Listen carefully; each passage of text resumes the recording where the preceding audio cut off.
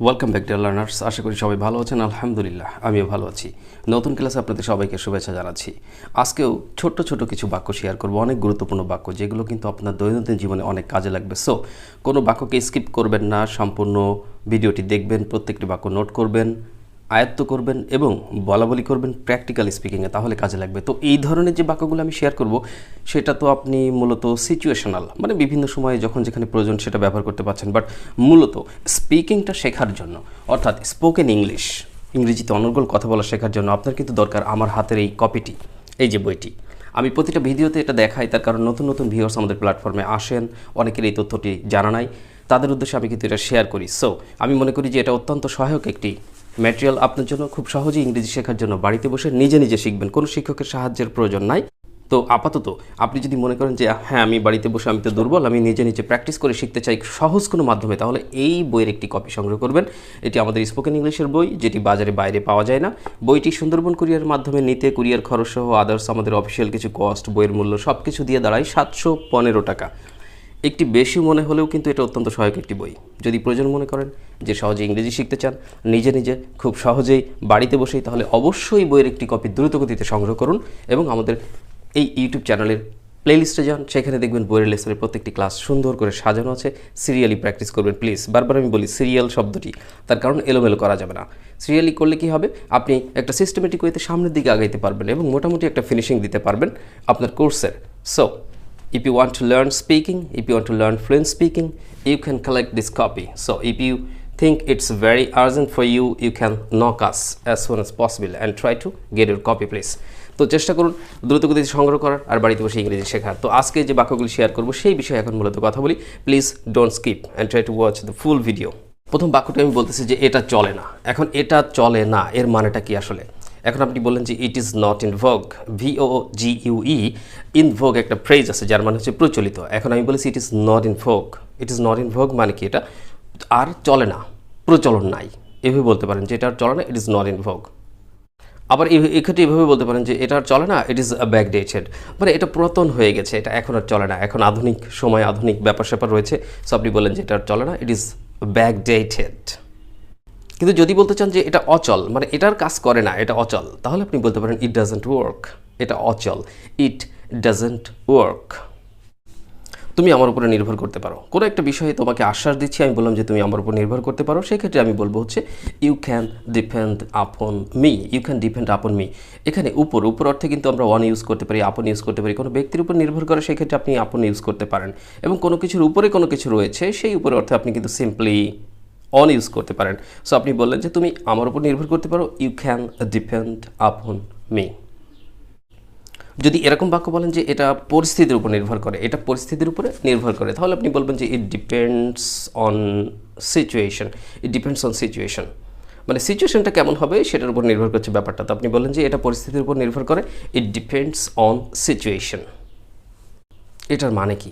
কোনো একটা ব্যাপারে আপনি জানতে চাচ্ছেন যে এর মানে কি, এটা বলতে কী বোঝাচ্ছে বা এর মানে কি, আপনি তখন বলতে পারেন what does it mean, what does it mean, এটার মানে কি।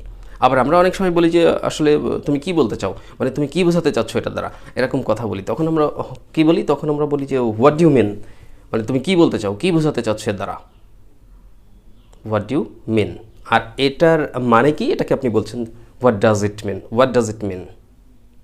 এটা কখন হলো, মানে কখন ব্যাপারটা হলো বা কখন ব্যাপারটা ঘটলো সেটা আপনি বলতে চাচ্ছেন, যে এটা কখন হলো। ওয়েন ডিড ইট হ্যাপেন, কী বলবেন, when did it happen, when did it happen. এখন ডিড কেন ইউজ করলেন, কারণ এটা হয়ে গিয়েছিল অতীতের কথা, আর পাস্ট টেন্সকে প্রশ্ন করতে চাইলে আপনাকে কী করতে হবে, ডিড ব্যবহার করতে হবে সাহায্যকারী ভার্ব হিসেবে। আর ডিড ব্যবহার করলে পরবর্তী মেইন ভার্বটি প্রেজেন্ট পারফর্মে থাকবে, খেয়াল রাখবেন। তাহলে এটা কখন হলো, when did it happen, when did it happen.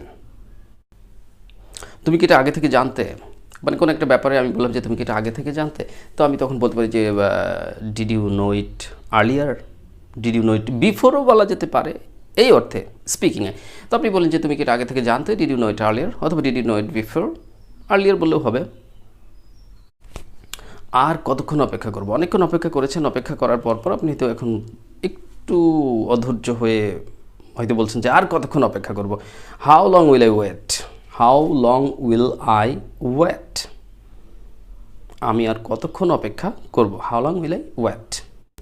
এখানে আমার ভালো লাগে না, মানে এই জায়গাটাতে আপনার ভালো লাগে না বা আপনি ভালো বোধ করেন না, তো এই ক্ষেত্রে আপনি বলছেন যে এখানে আমার ভালো লাগে না। আপনি ইংরেজিতে বলবেন যে I don't feel comfort here. Comfort স্বস্তি বোধ করা, আরাম বোধ করা, ভালো লাগা, এরকম অর্থে আমরা কিন্তু কমফর্ট শব্দটি ব্যবহার করতে পারি। তো আপনি বললেন যে এখানে আমার ভালো লাগে না, I don't feel comfort here, I don't feel comfort here. এটা ব্যয়বহুল হয়ে যাবে, এটার খরচটা কেমন হবে, এটা কত লাগতে পারে, এরকম বিষয়ে আলোচনা করে আপনারা হয়তো বলছেন যে এটা ব্যয়বহুল হয়ে যাবে। কোনো একটা কাজ, কোনো একটা বিষয়, কোনো একটা প্রজেক্ট হতে পারে। তো আপনি বলেন যে এটা ব্যয়বহুল হয়ে যাবে, it will be expensive. Expensive মানে কি তাহলে? ব্যয়বহুল। এটা ব্যয়বহুল হয়ে যাবে, ইট উইল বি এক্সপেন্সিভ। একটু সস্তা হলে ভালো হয়, মানে আপনার জন্য দামি হয়ে যাচ্ছে বা দামটা বেশি হয়ে যাচ্ছে, তখন আপনি বলেন যে একটু সস্তা হলে ভালো হয়। তো এই ক্ষেত্রে আপনি কি বলতে পারেন? লিটল বিট মানে একটু, সামান্য।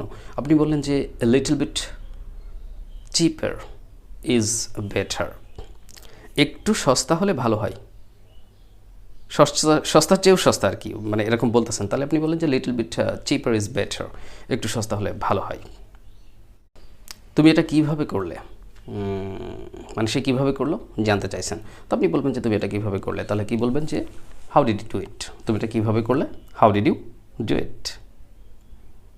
কিন্তু যদি এরকম প্রশ্ন করেন আপনি যে এটা কিভাবে করা যায়, চিন্তা করছেন যে এটা কীভাবে করা যায়, তো এই অংশটুকু এটা কিভাবে করা যায় এটাকে বলবেন যে হাউ টু ডু ইট। ভাবছেন এটা কিভাবে করা যায়, how to do it, how to do it. আজ আমার ছুটির প্রয়োজন। আপনি ছুটি নেবেন, কোনো একটা অফিসে জব করেন বা কাজ করেন বা কোনো কোম্পানিতে, তো আপনার একটু ছুটির বিশেষ প্রয়োজন রয়েছে। আপনি বলেন যে আজ আমার ছুটির প্রয়োজন। তাহলে আজ আমার ছুটির প্রয়োজন, আপনি বলবেন I need leave today. I need leave today. Leave, LEVE, leave ত্যাগ করা হয়, তাই না? ছুটি হয়, অনেক কিছু হতে পারে। তাহলে আপনি বলেন যে আজ আমার ছুটির প্রয়োজন, আই নিড লিভ টুডে। কারণে হয়তো আপনি বলছেন যে আমার আজ শরীরটা ভালো লাগছে না।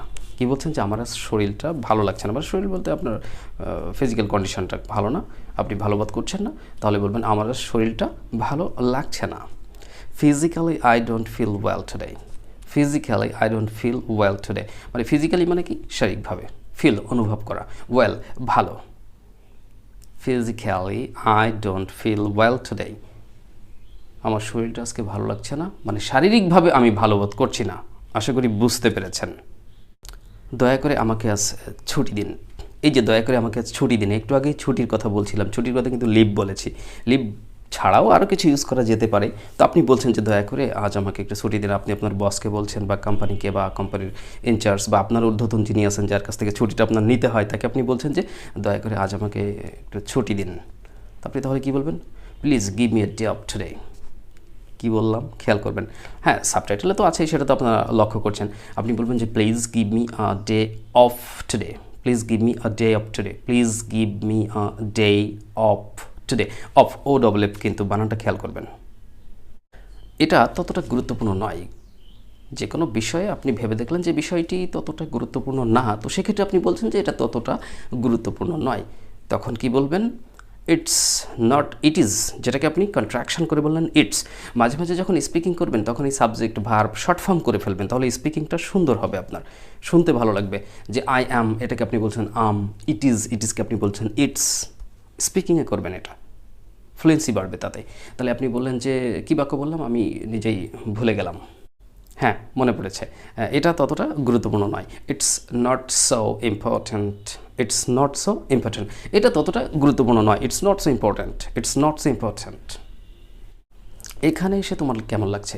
কেউ আপনার এলাকাতে এসছে বা আপনার বাসায় এসছে, আপনার জেলাতে বা আপনার দেশে বেড়াতে এসছে, তখন হয়তো আপনি বলছেন যে এখানে এসে তোমার কেমন লাগছে, বা কাউকে নিয়ে আপনি কোথাও গিয়েছেন ঘুরতে, তো যে বলেন যে এই জায়গাটা মানে এখানে এসে তোমার কেমন লাগছে, আপনি বলবেন যে how do you feel coming here. How do you feel coming here. How do you feel visiting here, মানে এখানে বেড়াতে এসে কেমন লাগছে। ভিজিটিংও বলা যায়, কামিংও বলা যায়। তাহলে how do you feel coming here অথবা how do you feel visiting here.